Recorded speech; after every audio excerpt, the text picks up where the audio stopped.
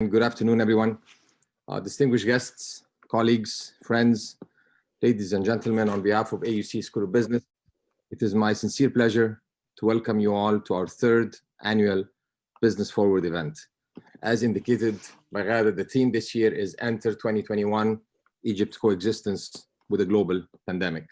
First, I would like to wish you all and your loved ones to stay safe and in good health.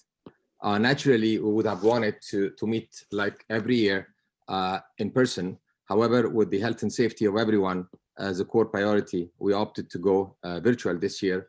And hopefully, fingers crossed, this time next year, we'll be over this pandemic and we can all meet face to face. From the outset in 2017, the purpose of Business Forward was to become a portal to transfer knowledge from within the school's ecosystem and into the wider business community. Therefore, given the unprecedented challenges we faced as a society throughout 2020, Business Forward has focused on shedding light on the significant economic developments that took place and continue to evolve given the changing local and global market dynamics, and presenting an expert analysis of the effects of COVID-19, as well as the changes in the business ecosystem, while highlighting innovative ideas and creative solutions for sustainability and inclusive development.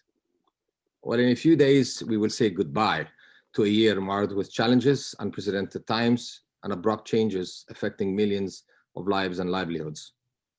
Naturally, we are all eager to welcome a different type of year, a different 2021, with hopes that it will bring some normalcy to our lives, preserving our health and safety, while offering us the opportunity to run our businesses and go on with our lives.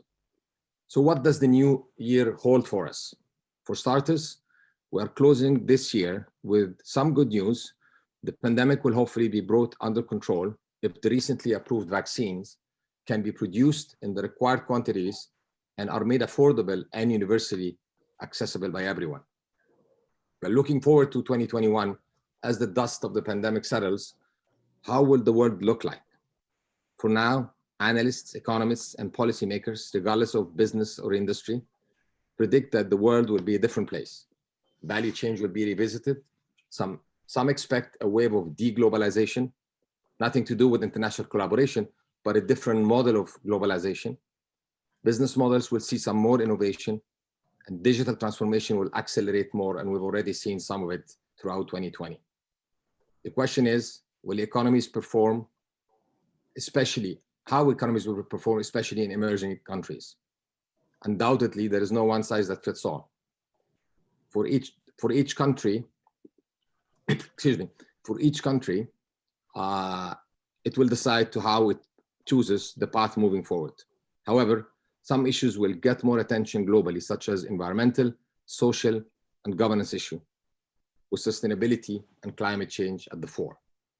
Some say that mega business transactions are expected to become more of a geopolitical battlefield. And large-scale vaccine distribution will really rely heavily on diplomacy. Well, the prospects ahead promise multiple opportunities for countries that can offer more resilient, diversified economies and sourcing and distribution logistics that are more local and regional. After the turbulent 2020, what will happen in 2021 is anybody's guess. We know that the world post-pandemic will look different, but nobody has a crystal ball to know exactly how different and that really means. For now, it is all predictions and wishes as we reimagine a future moving forward. However, we are delighted today to be joined by someone who, given his extensive experience and knowledge on the local, regional, and global stage, can share his views on what to expect in 2021. And how he sees the changes in the dynamics of different markets and economies. It is my sincere pleasure to welcome our guest speaker for this year's event, Dr. Youssef Motorsgali. Dr. Youssef needs no introduction. However, I would like just to shed some highlights from his illustrious career.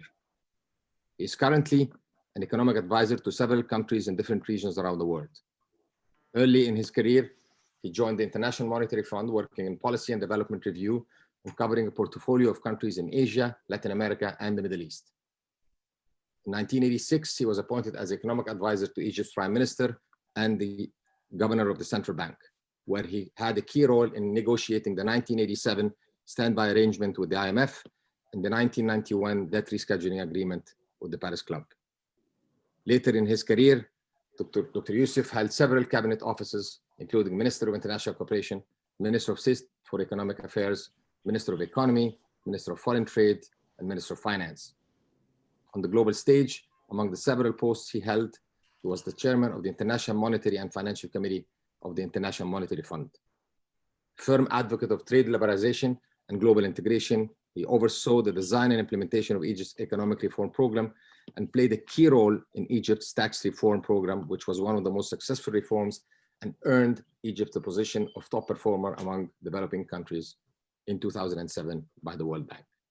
He was instrumental in concluding the Euro-Mediterranean Partnership Agreement between Egypt and the European Union, active in advancing negotiation on the free trade agreement between Egypt and the US, and led the negotiations for a free trade agreement with the Common Market for Eastern and Southern Africa, better known as COMESA. He's the author of various publications on the exchange rate, monetary policy, external debt problems and debt relief issues, IMF programs, fiscal discipline, and market reforms.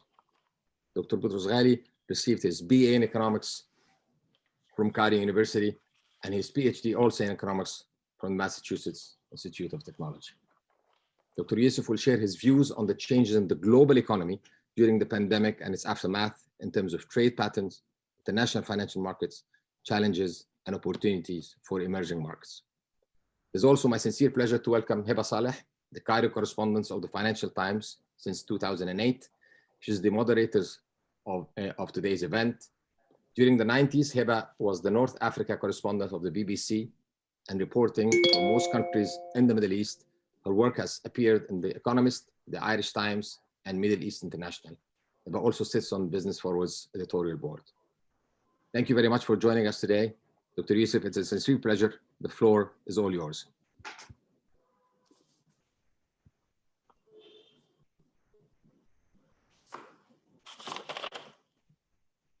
I think, yes.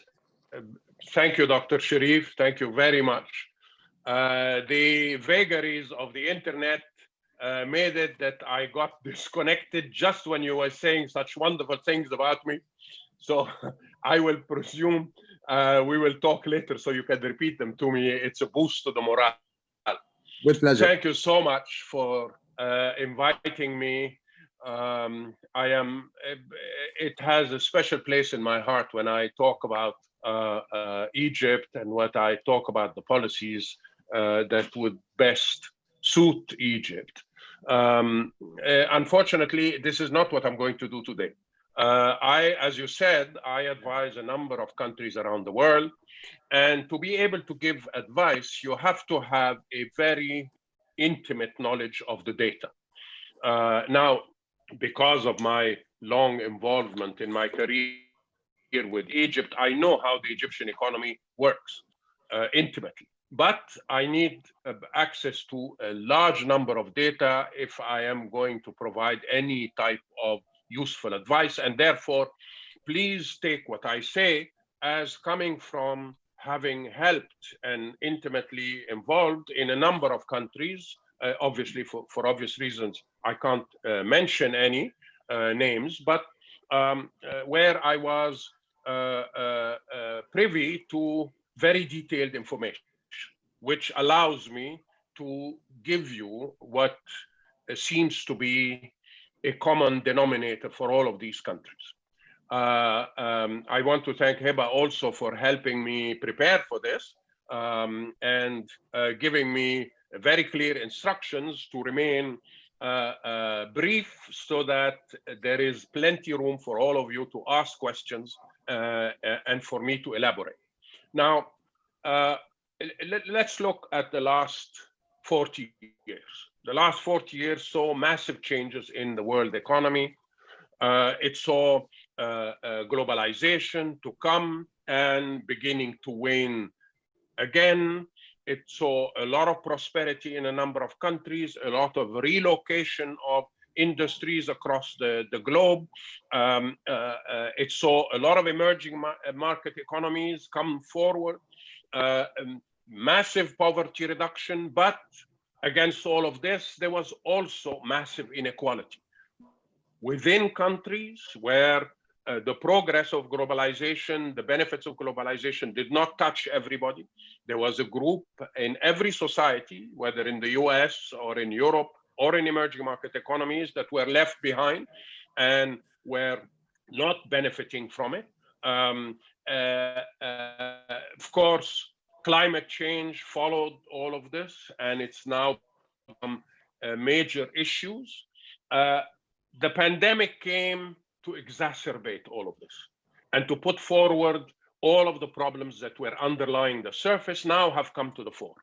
And therefore, we need to be sure and realize what exactly are we facing. Internationally, there's a rise in nationalism. The pandemic pushed every country to say, I come first. I don't care about the rest of the world. I come first.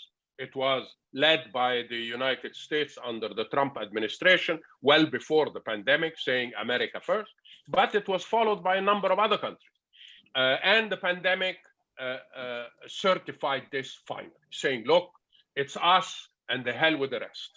And of course, this changes the way the world and the planet works.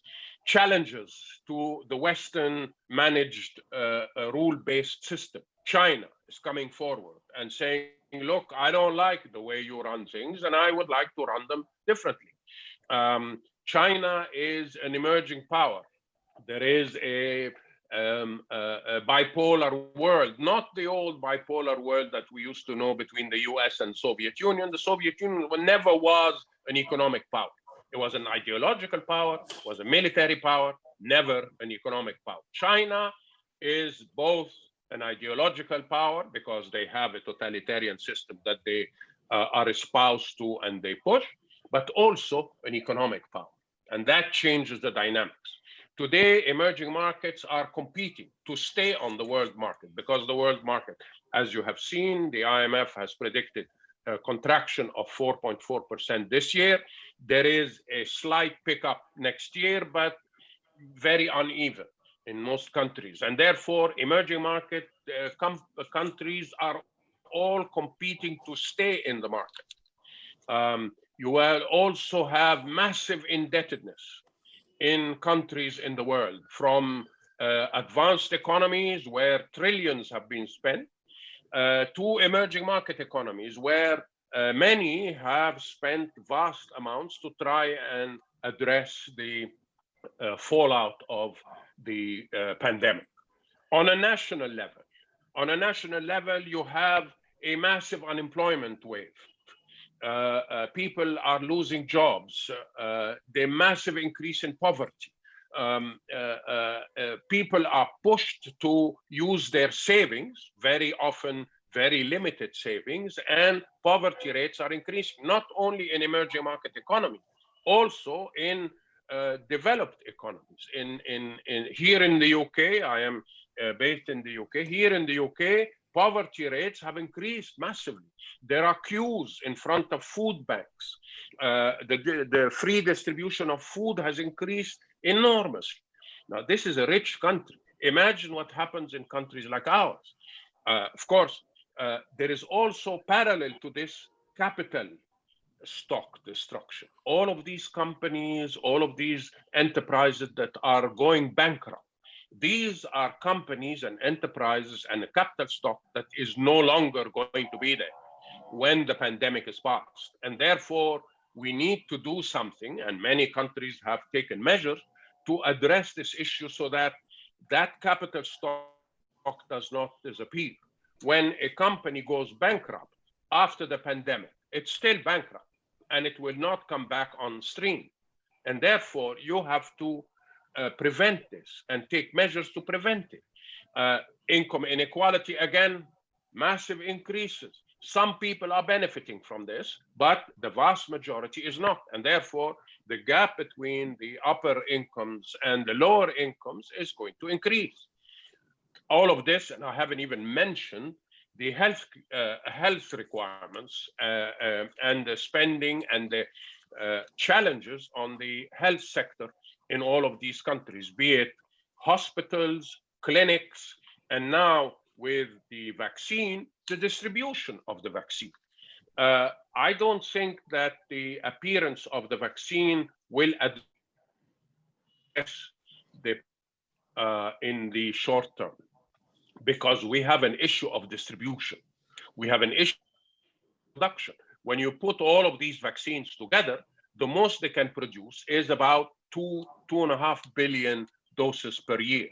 Now, at the rate of 2 injections per person, that's 500 million. We have 7 billion people.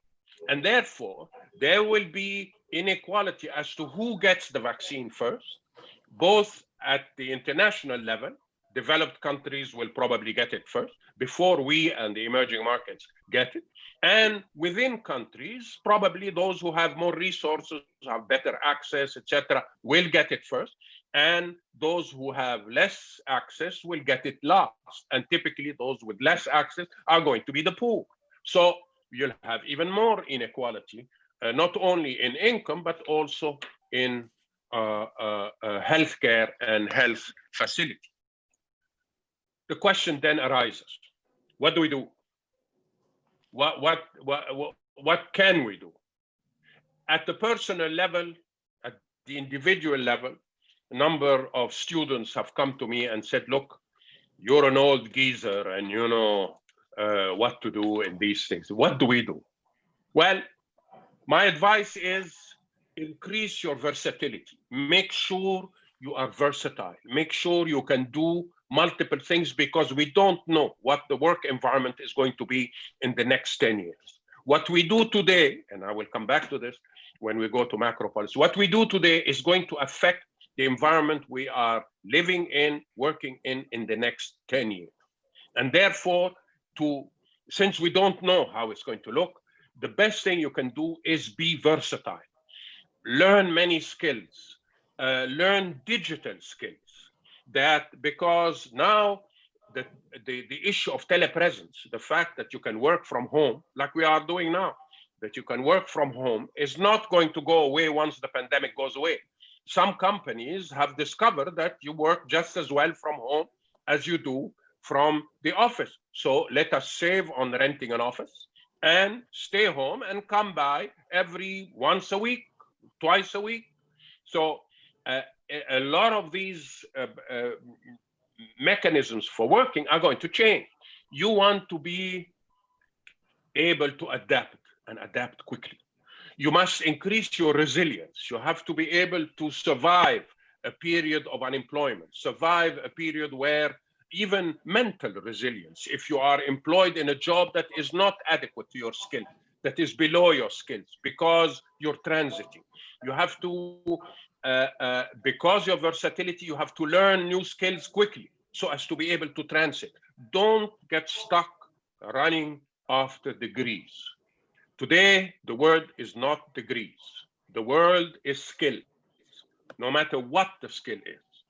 If we need a plumber, we're not going to look if he has a PhD or a bachelor's degree. If he's a good plumber, he's a good plumber. If I need a hacker, I am going to look for a hacker. I don't care what degree he has. And you will find most hackers, successful hackers, working for cyber institutions and cyber security, etc., don't have degrees. They are people who sat in their basement and learned how to program and suddenly discovered the skill. So you need to make sure you are competitive. You remain competitive in the job market. You remain flexible in the job market. Now, what happens at country level? What do we do? The question arises, there is a destruction. This is unavoidable and it's definite. There is massive destructions in our structures, productive, unemployment, human, everything is being restarted from scratch. The question is, do we rebuild better, different and better? Or do we rebuild as it was? We're going to rebuild. How do we rebuild? If better, then we have to start thinking how. If we're going to rebuild it the way it was before, okay, well, do it before. But I most practical economists, meaning economists that have had the responsibility of running a country and institutions, etc., will tell you, never let a good crisis go to waste. Use the crisis to change. Use the crisis to push forward policies that normally you would not be able to accept, or that the public would not accept, because now is the time to change. Now is the time to evolve and to build better. What are the main policy areas? Employment. You have to make sure that we concentrate on productivity. Emerging market economies are going to compete in the world.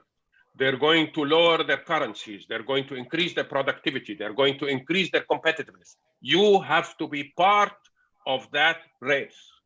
I am helping a number of South American countries, both Central American and South Americans, and the first obsession, the big mantra is productivity. Increase productivity, increase your competitiveness, improve the quality of your product. Second, you have to make sure that you lower the cost of moving from low-skilled jobs to high-skilled jobs. A lot of low-skilled jobs are going to disappear. You saw in the presentation at the beginning, many women lost their jobs. A lot of low-skilled jobs are going to disappear. I will take the example in the city here where most businesses are.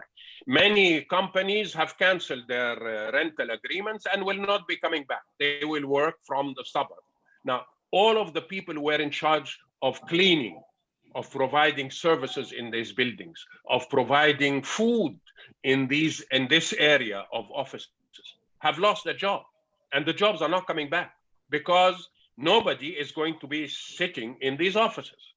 So these people, I'm taking an extreme example, they need to upgrade their skills. We as a government need to offer the possibilities of them doing this, need to lower the cost of doing this, and need to make sure that whoever has the skill to upgrade his productivity can do it. We need to salvage the capital stock. All of these companies that are going to go bankrupt need to be helped now and kept from going bankrupt. Because if they go bankrupt now, they won't be here when we recover. Now, these are the main lines. If I look at the tools we have at hand, macro policy, fiscal policy, monetary policy, and external policy. In a macro policy, I need to create fiscal space. I need to be able to spend money without wrecking the rest of the economy. This is called fiscal space. Indebtedness is not the issue. Domestic indebtedness is not the issue. You can't tell me, please don't use, my house is on fire. You can't tell the fireman, don't use water because it's going to ruin the furniture. So you can't tell me don't borrow because it's going to create burdens in the future. If you don't borrow today to salvage your economy, you won't have an economy in the future. And therefore, use the water today to put the fire, and then if the furniture is destroyed, get some new furniture.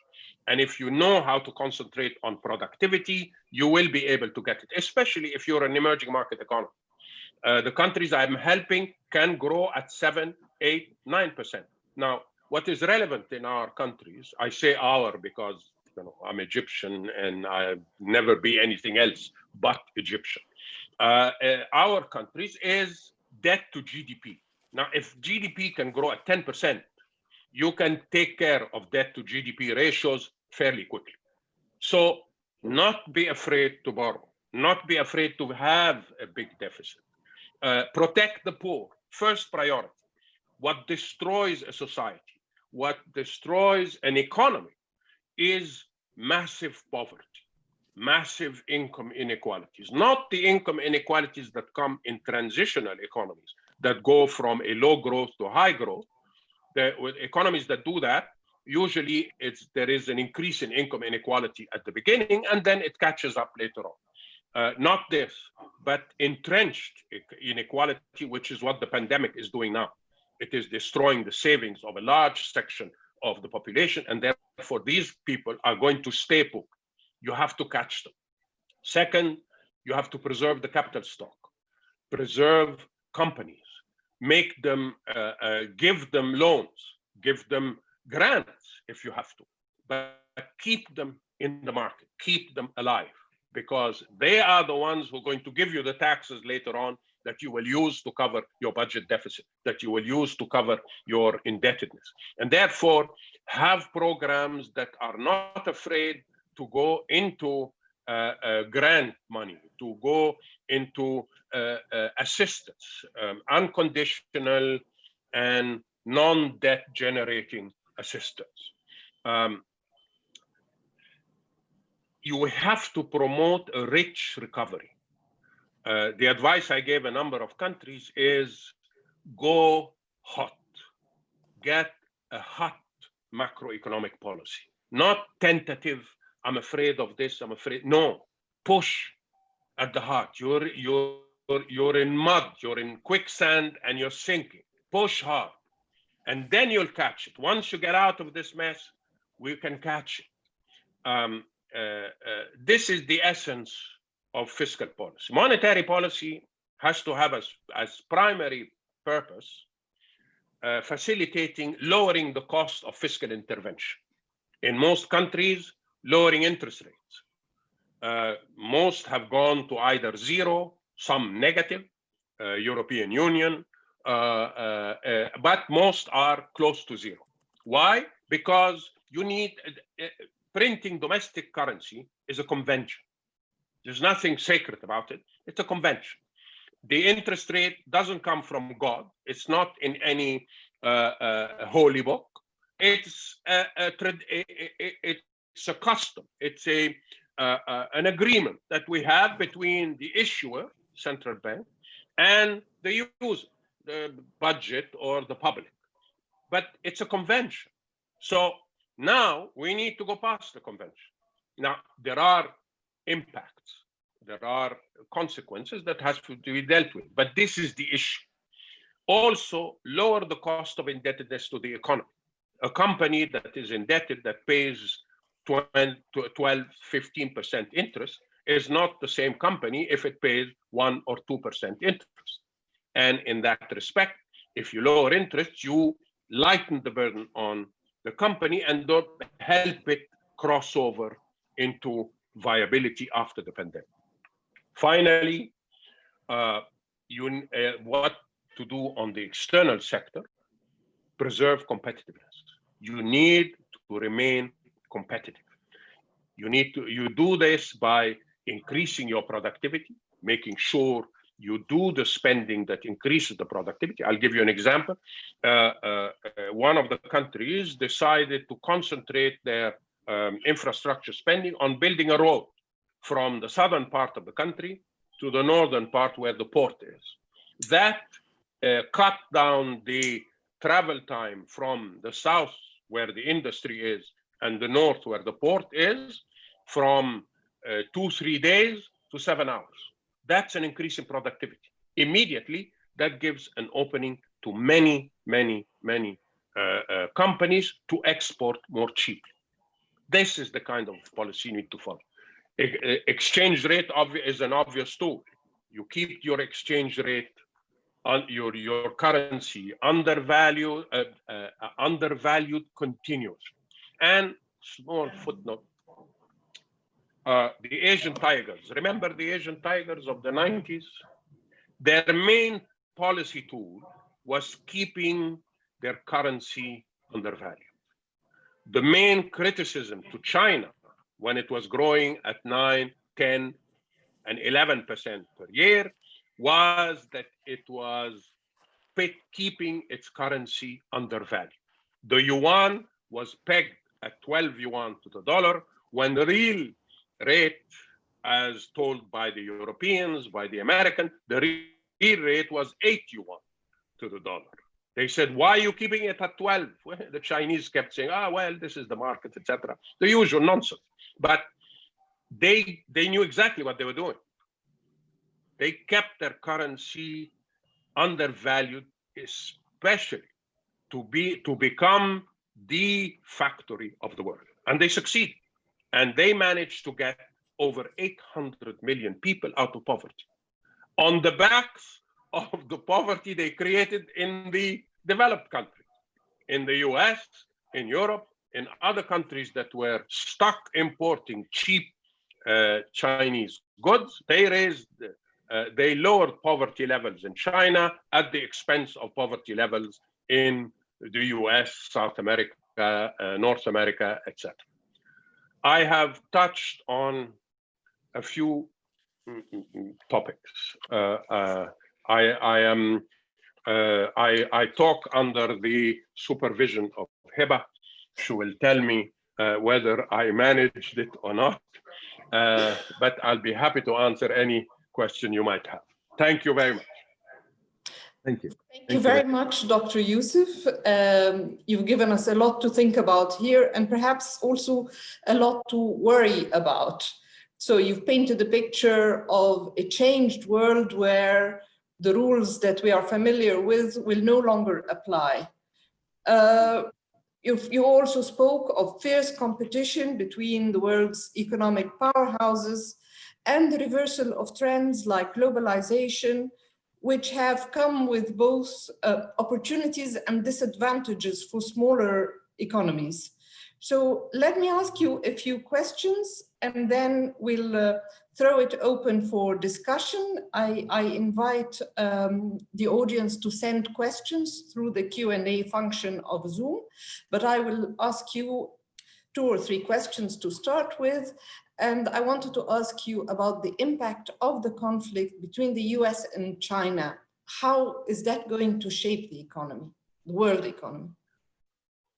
Well, that is going to be one of the main elements of the international economic scene in the coming years.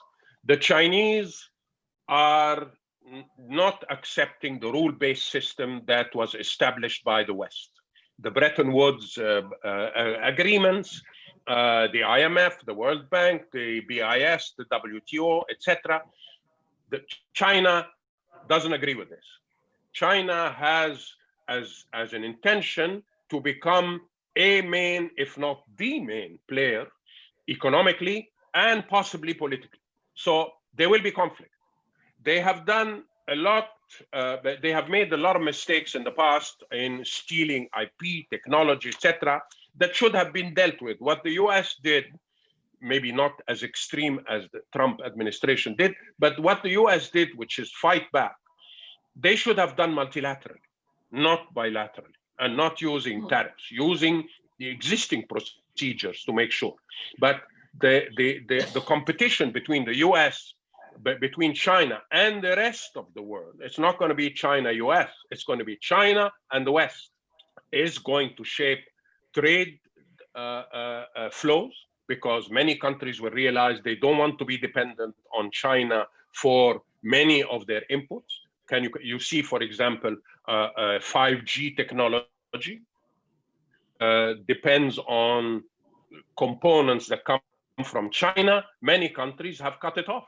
And they said, no, we will build the industry that is self-sufficient. So there'll be a movement towards self-sufficiency, a movement toward retraction.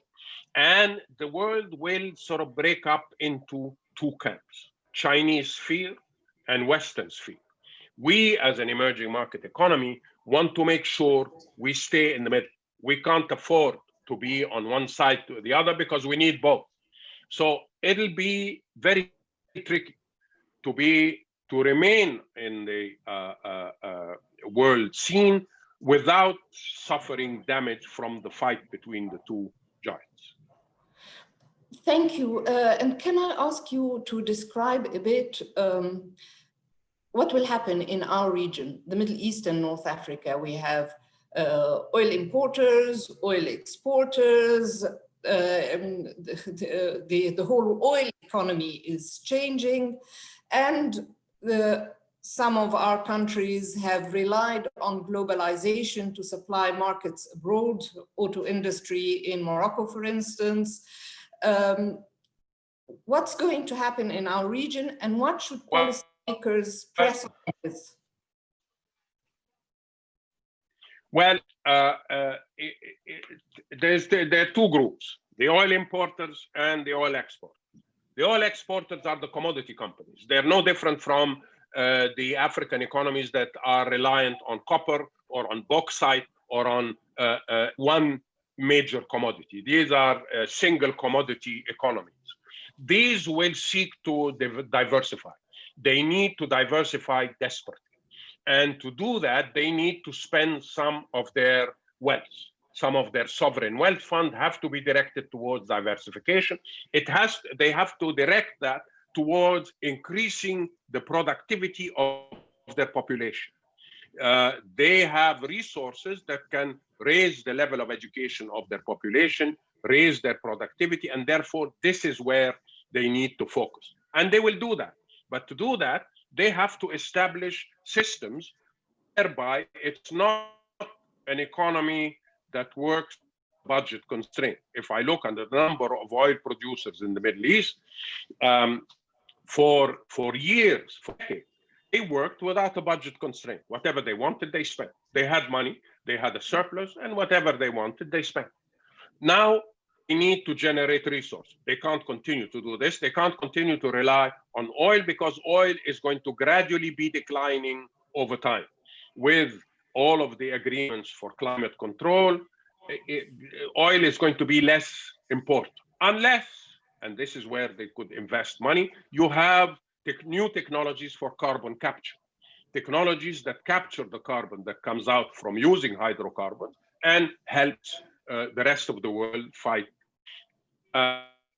The oil importers are facing what the rest of the world is facing.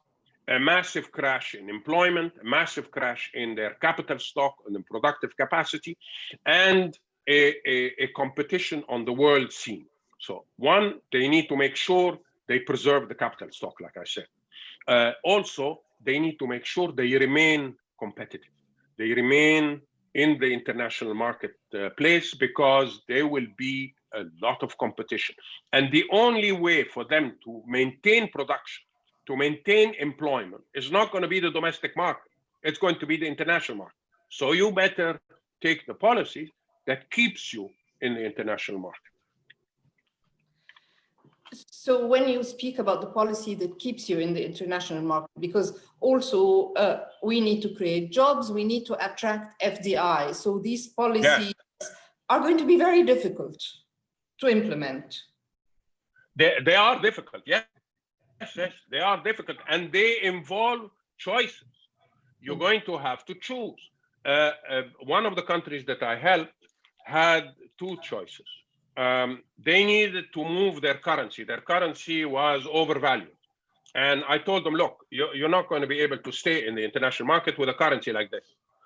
You need to depreciate your currency. The reason why the currency was overvalued is that they were very attractive to North American carry trade. North Americans are investing in their bills, financial paper, that was giving 7, 8, and 9% return, which sort of lowered made their currency appreciate, a bit like what happened in Egypt. So the question was, do you want to keep this, or do you want to stay competitive and create jobs? If you want to create jobs, you're going to have to either do something about the carry trade, do something about the exchange rate, or do something about both. The reason the policy they took was to put a tax on carry trade, saying, if you come in for less than 3 years, you're going to pay me an exit tax of 20%. If you want to come in and stay, immediately the currency started moving up, returning to a proper valuation that was not distorted by the carry trade. Now, obviously, this involved some inflation. Since the market was pretty dead, the inflation was very minimal. But it's a policy choice. Other countries will not do that policy choice or have other priorities. So it's not easy. And you need to know intimately the tools you are using. You can't have a superficial knowledge of how an economy works or what tools you have. I help these countries along with 4 other economists worldwide, all of them trained in top universities in the world. And we often disagree because there are different priorities and different trade-offs. So it's not easy, and you need to know intimately what kind of instruments you're using if you're going to do what you need to do to keep the economy going. Thank you very much, Dr. Youssef. We've received many questions from the audience, so I'm going to select a few. We've got around 25 minutes. So let me start with a question from Karim Goma. In the existing pandemic, what are your recommendations for boosting entrepreneurship and startups with the challenges of unemployment and self-funding for startups in Egypt?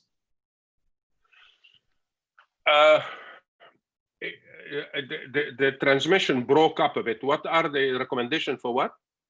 Boosting entrepreneurship and startups, given the challenges of employment and funding. Well, at this stage, I would recommend government intervention. Provide resources to the startups, to the small and micro enterprises, either to survive if they've already established, or to set up shop if they haven't been established. I would immediately come in with grant money or with equity. If we can't afford grant money, we can put equity. I say, okay, I will come in at 20% or 30% of your capital, and I will help you set yourself up, or help them improve their productivity. Startups often require training, require resources, require machinery, etc., computers, things of that nature. I would intervene to help out. This is important because this is going to be the base later on, after the pandemic has been dealt with, the base that is going to offer employment, tax returns, and all of the necessary resources for me to recover from this mess. Right, and we have another question here from Youssef Bishay. How do you see potential risks to your recommended fiscal policy, which is based on high leverage? Could emerging market governments default if global monetary policy shifts away from lower for longer rates? And if the US-China trade war rematerializes as in the first half of 2018? Yes, well, the policy choices we have now, it's as Youssef said, it's high leverage. We're borrowing a lot of money domestically, and some are borrowing internationally. We have to keep in mind that developed countries are pouring tons of money in their economies. They are making liquidity extremely cheap, zero interest or negative interest. Sooner or later, in 2-3 years, they're going to have to withdraw this liquidity from the market. And therefore, they will occasion rises in interest rates. So we cannot rely on the fact that international interest rates are going to be very low for very long, for forever. And therefore, we have to take precautions. One, in limiting our borrowing from abroad. Two, in trying to address restructure our foreign indebtedness if it is going to be a problem. And three, for some countries, and I've suggested in another forum that the IMF issue a new issue of SDRs globally, but in some countries, debt forgiveness. Take the example of Zambia. Zambia, there's no way they're going to be able to repay their foreign indebtedness. So this will have to be taken care of, and debt will have to be reduced, canceled. Now, so he's very right in pointing out the fact that the international environment is not going to be the way it is for very long, for much longer, maybe another year, 2 years, and after that, the countries will have to pull back.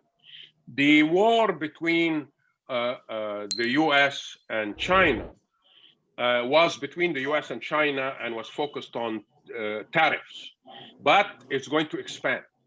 And the world has to realize, they are beginning to realize, that the relationship with China will have to be on 3 levels. One, they have to join forces. They have to partner with them on issues that require partnering, like climate control. Two, they have to compete with them. on areas where the Chinese and the West are competitors and therefore can compete on a level playing field. And three, they are going to be the enemy in a number of areas where the Chinese do not wish to share their know-how or wish to steal know-how from others or wish to dominate certain areas of technology, of cyber knowledge, etc. There, the Chinese will be the enemy. And therefore, we have to keep in mind that emerging market economies need to position themselves so as to stay away from the conflicting part, the conflict part which harms us. And therefore, it's tricky. You're going to have to follow what happens in the rest of the world on a day-to-day basis to make sure that you stay away from the hot areas and you stay in the areas where you are protected, you are welcomed, you are competing on a level playing field, and you are safe from the clash between the two giants. Right, thank you very much. And we have also another question here from Mr. Hamid Hassouna El-Birri. And his question is, measures as well as the initiatives adopted by the Egyptian government and the Central Bank of Egypt were effective, including the declining interest rate trend. What measures and initiatives would you advise for 2021? That's a very difficult question. Very, very difficult, because for me to be able to give you advice, I know too much and I don't know enough. I know too much about the Egyptian economy, but then which makes me realize that I don't know enough. I cannot give you a recommendation on what should be done in Egypt. I need to know a lot more than what is available publicly, very rightly so. Many data should not be available publicly, but I am sure they are available to the policymaker, and therefore, forgive me, I can't give you any kind of advice without having much more intimate knowledge of the variables at hand in Egypt. But I know that you are in competent hands. So whatever it is they're doing must be what I would do if I was exposed to the same data. Right. Okay, and we have another question here from Rania Fuad. She would like to know if renewable energy sources already took a huge market share, especially under the umbrella of the SDGs. Will oil and other conventional energy resources disappear gradually? Well, disappear, no, but they will become more expensive to use.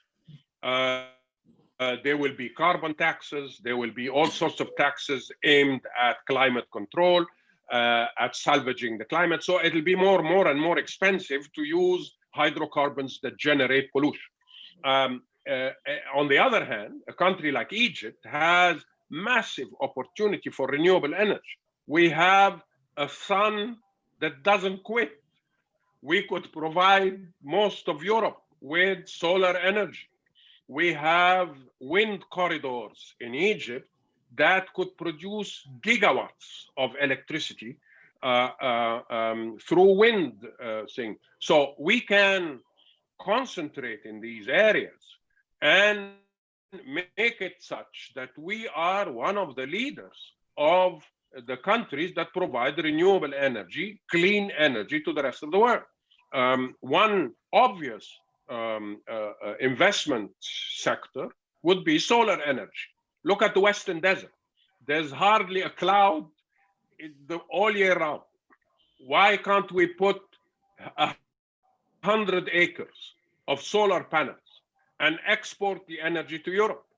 This would be a massive addition. And I am sure that a number of countries that cannot meet their carbon targets would be happy to invest in Egypt so as to compensate not meeting their carbon targets by having their energy supplied by a renewable source. So there are massive possibilities. hydrocarbons will not disappear. It will take a long time for us to be able to move away from them, but they will become more expensive to use.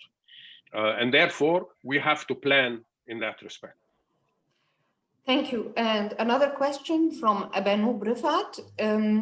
How can we deal with industry level concentration? Many sectors in Egypt have a very high level of concentration and put pressure on market efficiency. How can we provide assistance to SMEs?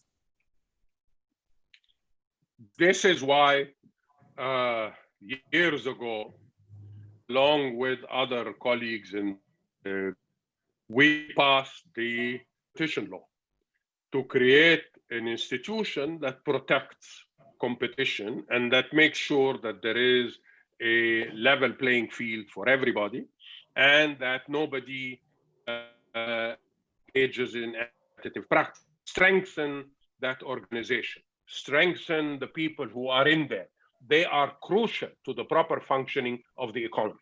Get competent people. I remember I spoke months ago to a young man who was at the head of the competition authority, quite knowledgeable, very intelligent, well versed in competitive theory.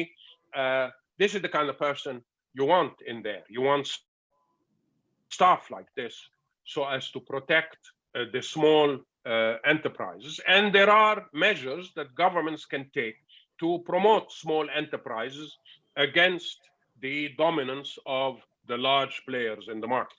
But competition is crucial. And the competition authority in any emerging market economy becomes very important if you're going to generate a wide base of employment generation. Right, and there is another question from Dr. Gamal Heikel, and he's asking if there is a risk if the world is heading towards stagflation, given massive quantitative easing and debt explosion and all the borrowing and indebtedness. Is that going to come back and haunt us? Stagflation, probably not. Because as soon as there's going to be a hint of inflation, the countries are going to take measures. So, but stagnation, it's possible. It may not be stagnation because there's been such a drop in economic activity that anything will move the needle up. So any movement will look like positive growth. So, but low growth, yes. Tricky monetary policy, yes. How do I reabsorb all of this liquidity without crashing the economy? It's going to be challenging. And we invented new policies to deal with the pandemic, I am sure we're going to invent new policies to deal with the fallout. And therefore, how to resorb the liquidity without crashing the economy, without having interest rates go through the roof, and therefore investment collapsing and the growth collapsing. Right now, nobody is thinking about this because that we know that for the next 2-3 years, we're going to have a problem just generating jobs, generating growth. But everybody has in the back of their mind, I know that my colleagues who are helping other countries have in the back of their mind that someday I'm going to have to withdraw all of this liquidity. How am I going to do it without destroying the place is a question that's there, but for which I am sure today, nobody has any answer. Right, and I have another question myself. The next year, the next few years are going to be very, very difficult. I mean, you've described the measures, you've described the speed with which governments need to move to help the poor. What is the risk of instability across sort of large swathes of the world? And what can governments do to instill confidence in their population so that they can cross this difficult period? if you ask me from direct experience with these countries in South America and the Middle America, address poverty. Income inequality is the main poison that can destroy a society and push people to desperation and push them to take measures that they otherwise would not take. The impact on poverty of the pandemic has been massive, massive. Subsidies have been, savings have been destroyed, disappeared completely. And therefore, you're going to have people suffer. Address this. And this is why when I looked at the fiscal policy, I said we need to generate fiscal space, but the first priority has to be protecting the poor, reducing income inequality. Protect the poor first, but also reduce income inequality, because there's nothing that destroys a society as much as the poor seeing themselves suffering while somebody else is sunning himself in luxury and in opulence. So we're not saying don't enjoy your money, but we're saying if he's going to enjoy his money, then I must make sure that those who can't have something to look forward to. Employment is important, but addressing the issue of poverty. Make sure that nobody falls off the safety net. Economic reform and some of the measures that you're describing often leaves people with a kind of a bitter taste in their mouths, because there is always a feeling that the currency devaluation impacts the poor, subsidy reductions impact the poor, but people don't always see a kind of commensurate increase in taxes on the better off. In this kind of crisis, can taxes increase? No. Look, it depends.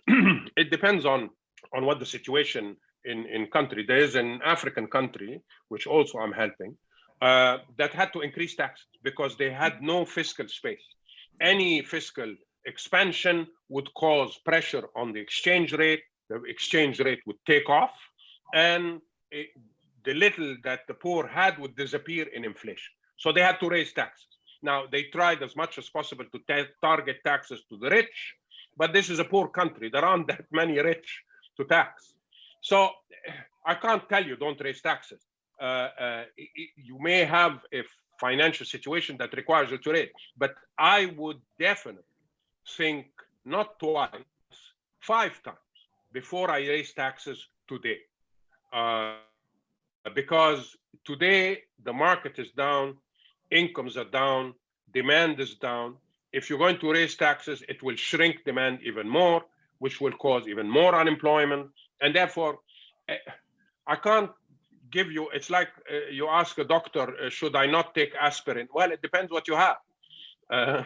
You see, so as a first blush, look at your circumstances and think of taxes as a last resort at present.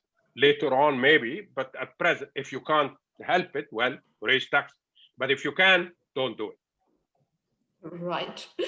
And we have a question here from an anonymous attendee. And he or she is asking, what are the skills to focus on, in your opinion, given the current situation? Because you said people need skills, not necessarily degrees, but skills. Yeah. And I assume you don't want them to become hackers. Digital, with a capital D. Learn to use machinery, communication, computers, programming. Now, physical presence is at the premium. Most people avoid it, like we are now. It took me 20 minutes to get on the machine here because I'm so incompetent using a computer. My son, who is 18, came tick, tick, tick, tick, tick. In 3 seconds, I was on. So learn this. Now it's too late for me. I'm not sure I would learn, but learn digital communication skills, digital skills, programming, machinery, anything that does away with physical presence. If you can't do anything, learn to drive, because you will be into the delivery sector, that people will, retail trade will change. Nobody will go into a shop. The shop will come to you. And if you can't do anything else, learn to drive a motorcycle, a car, etc. But if I were to advise my children, engineering, all of the digital skills, computer science, these are the things that are required for tomorrow. We don't know the environment we will be facing tomorrow, but we know that if you have digital skills, you're pretty much safe. Right, and one last question from Nadim Samna, and it concerns, he says, the current crisis demonstrated the weakness of European economies compared to what they used to be. Will this trend continue post-crisis, and will Europe fall irremediably from its position of a leading economy, or will it be able to recover and resurge? Well, it's funny you should mention this. I was talking to a number of friends of mine who are in policy-making positions, and one of the results of the pandemic is it created a fault line inside the European Union. You recall that the European Union created a budget that is at the level of the Union, not at the level of the countries. They created a fund, 750 billion euros, where the indebtedness comes at the level of the Union, not at the country level. And they couldn't agree how to distribute the money, whether it would be grants to those countries who did not have fiscal space, or whether it should be loans. And that created a fault line between the rich North, which is conservative, wanted each country to deal with its own problems on its own debt, and the South, which is less prosperous, couldn't deal with the pandemic and needed help. They tried to mutualize the problem, and they couldn't agree. And that has caused a fault line to appear in Europe. The South part is resentful from the North, that the North, when they were called upon to help, they said, well, we don't really think so. Why don't you go your own way, etc. He said, why the hell are we in a union then? If when a crisis comes, you're not there to help me. So they created that fund, but they still haven't quite agreed on how to spend it. Whether some of it should be grants, some of it should be loans, they haven't quite agreed. So Europe will survive, there's no problem. It is the largest consumer market in the world, apart from China. It is a very large economy, commensurate with the US, commensurate with China. So it's not going to disappear. It may struggle a bit, but the union itself is going to be put under pressure. The functioning of the union, the Brexit is already putting it under pressure, but the fact that not all the countries in the union have been affected the same way by the pandemic. Some have money and some don't. And those who don't couldn't get the money from those who did. So it created a fault line, but I don't think it may sort of slow Europe down a bit, but not in a secular fashion, not permanent. Thank you very much, Dr. Youssef. Thank you for a very stimulating conversation. I will hand back now to Dr. Sherif Kamel. Thank you. Thank you, Heba. It's been a pleasure. Thank you. Thank you, Heba, very much. Thank you so much. Dr. Youssef, as expected, this has been extremely informative listening to you. It's always a pleasure and a delight to reconnect. You've given us a lot to think about. And I completely agree. Even coming from a technology background, I think acceleration of digitization is going to, in many ways, rule in the years to come.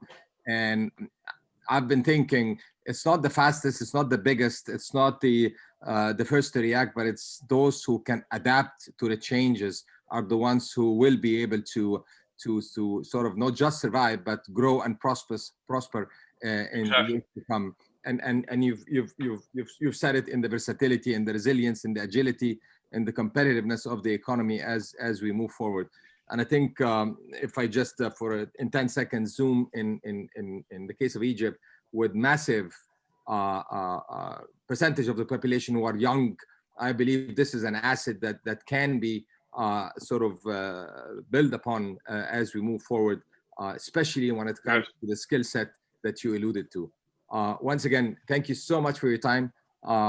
It's always good to have you, and look forward to reconnecting again in the near future. Thank you so much. Thank you so much, Dr. Sherif. Thanks to all of you for your patience and your welcoming remarks. Thank you so much. Thank you. Thank you.